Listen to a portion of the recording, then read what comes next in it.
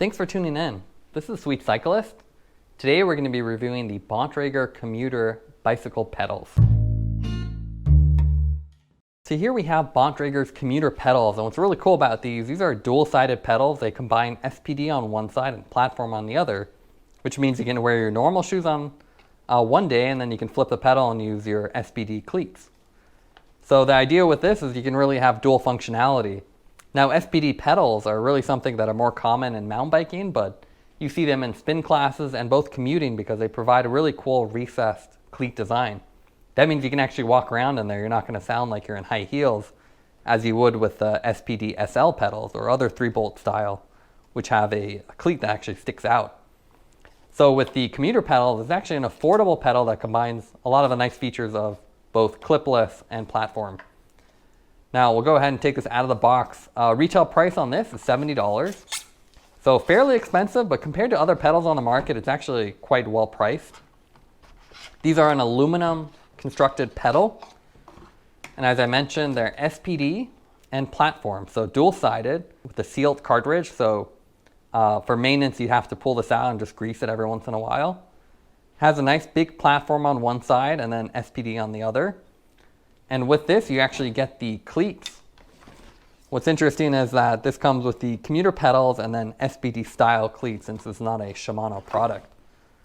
They're only available in black. That's one downside. A lot of other pedal companies, more mountain biking pedals, they come in like really cool colors that literally coordinate it with your bike, and even oil slick to really make it pop. But at $70, I think this is still a really good price. These pedals are typically quite expensive. So you see here, we get all the mounting hardware and the actual cleat that attaches to the shoe. These are adjustable tension as well, so you can really dial in the release tension. That lets you, especially if you're new to clipless, it lets you really loosen it up when you're first learning, or make it really tight once you're really comfortable with it for a nice firm fit.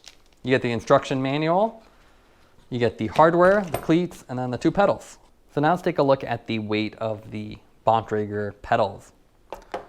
We put the right side pedal that comes in at 152 grams, while the other one should come in at about the same, 154, so slight difference.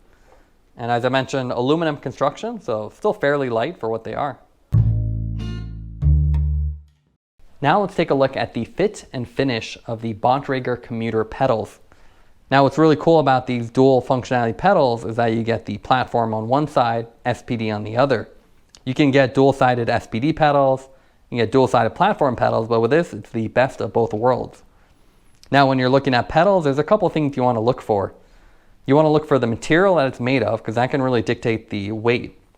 Pedals come in from everything from composite, titanium, to aluminum. This one's an aluminum, so really robust and well-designed and still pretty light. And the next thing you want to look for is the axle design. So with really cheap ones, you get nylon bushings or even cheaper designs that make the rotation really stiff and can be difficult to ride with.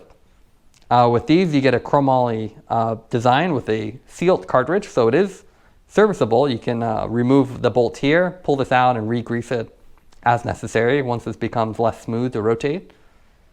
And the other thing is the design. So if we take a closer look at the platform side, you can see there's protrusion here for grip.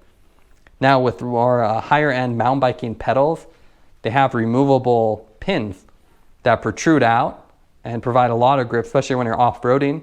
For commuting, these protrusions should be more than enough. Also the side weight, the height factor on here is fairly thin. You can see it's really dictated by the axle and then the extra distance for the SPD engagement points. So on the SPD side, really simple.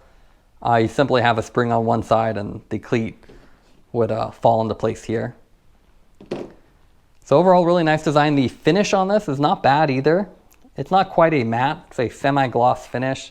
Unfortunately, they don't offer a bunch of color options here, as you would get with higher end pedals, but at $70, this is actually a pretty good deal. Pedals can go up in price pretty significantly. What's cool about this, it also has the adjustable tension. So you can see with the SPD pedals, there's a spring here, and you can adjust the preload on here, and that'll dictate how easy it is. So right now, it's on the loosest setting, so it has indicators here. I don't know if they show up, but the L is here for low, and as you go clockwise, you can make the tension higher, so higher force required for removal. That means you have a firmer connection between the pedal and you, but harder to disengage. So that's something you can really tune as you ride. They come in the full loose setting right now, and as someone new to SPD pedals myself, I'm going to keep it there, and then as I ride with it, I'll come and adjust it. It's a 3mm adjustment, and you can see it has a little cutout here. So you simply place it in here and go clockwise to tighten it. You can see with a little wear, the paint will start chipping off here, so that's one downside. Chromoly kind of finish or composite would hold its color a little bit better. Cleat wise, these are pretty nice. I'm more used to the Lokio pedals, which is plastic. These are all metal, so they look like they'll definitely last a long time. You can see you have these little grooves or indentations here for extra grip when you're attached. Pretty decent hardware. You simply just want to torque down when you're riding. So now let's set up my commuter shoes with these commuter pedals. And what's really cool about SPD pedals is not only are they good for mountain biking, but you can get commuter style shoes like this DZR. And what's really cool about this is the recessed design means you can continue to walk even with the cleats attached, unlike other pedals. So first step with the DZR is we have to remove the little cover on here. So get a little Allen key, pop this off. And that'll expose the mounting surface.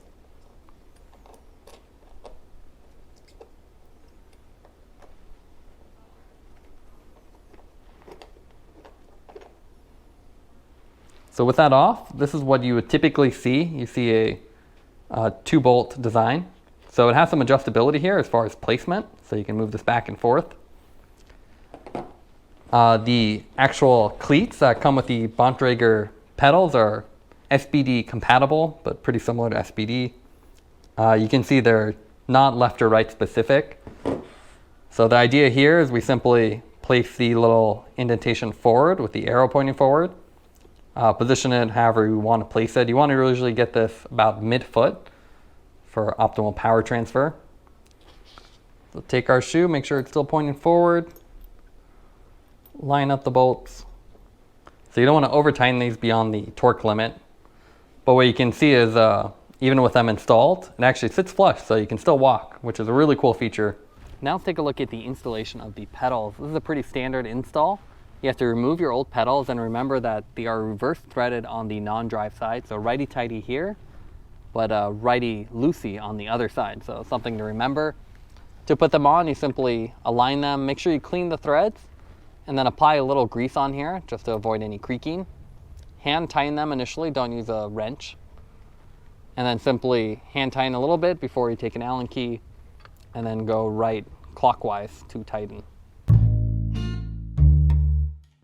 Now let's take a look at the pedals on the road. One of the big advantages of the SPD compatibility is that you can have commuter shoes like the DZR shoes that are shown here. And these have a recessed SPD cleat design that lets you use them as either platform shoes to walk around with or as clipless. Highly recommend going clipless as you have a lot better power transfer. My only complaint here is with the SPDs, it's a little difficult to unclip as they kind of get caught on the sole of the shoes due to the recessed design. We're not sure if other shoes are maybe a little bit easier to unclip if they have a larger recess. Now let's go over the pros and cons for the Bontrager Commuter Pedals. I think they're really well priced.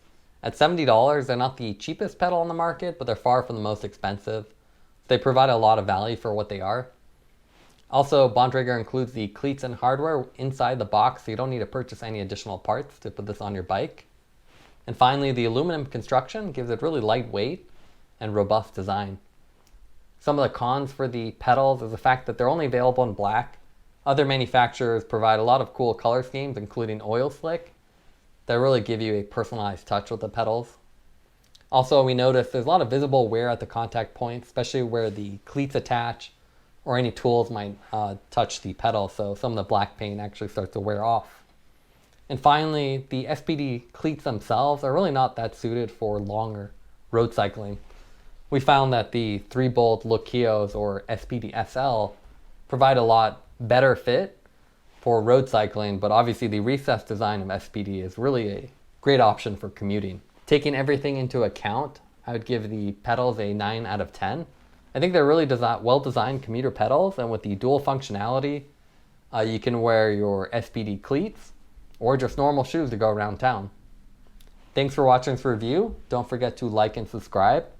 You can see more content from us on our website at thesweetcyclist.com, as well as follow us on Instagram at The Sweet Cyclist. This is The Sweet Cyclist reminding you to enjoy the ride.